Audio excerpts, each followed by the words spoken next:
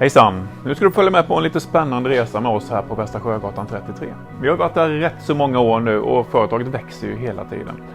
Vi börjar närma oss 25 medarbetare snart och då måste vi bygga om kontoret. Och den resan tänkte jag att ni skulle få vara med på när vi börjar bygga om. Vi ska se lite grann hur det ser ut idag och sen ska ni få följa vår duktiga filmare Theo när han hela tiden uppdaterar om det här bygget som kommer att vara färdigt någon gång här nu under våren. Så följ med!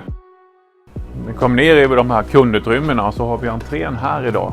Vi kommer ändra om här lite grann. Vi kommer försöka få ett kundtorg mitt i lokalen där våra kunder kommer få ett bemötande i världsklass. Vi kommer ha ett helt nytt koncept.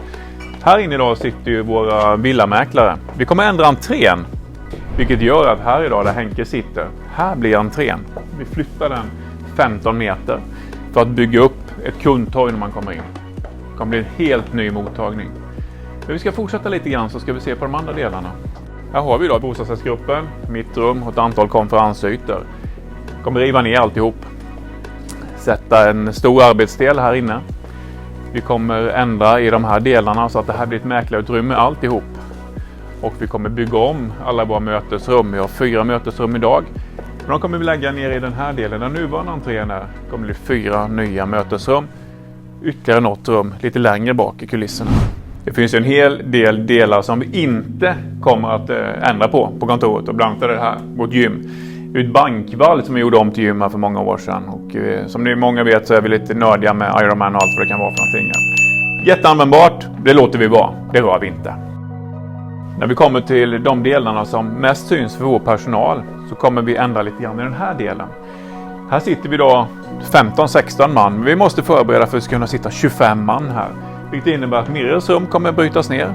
Mackans rum kommer brytas ner.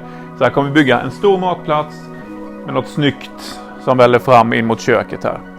Köksdelarna är rätt så nya. Det är bara ett par 3 år sedan vi fick den här delen. Det här är gamla postens kassaservice som vi byggde om och integrerade med våra delar. Här kommer vi försöka låta det vara så mycket som möjligt. Vi har ju en konferensdel.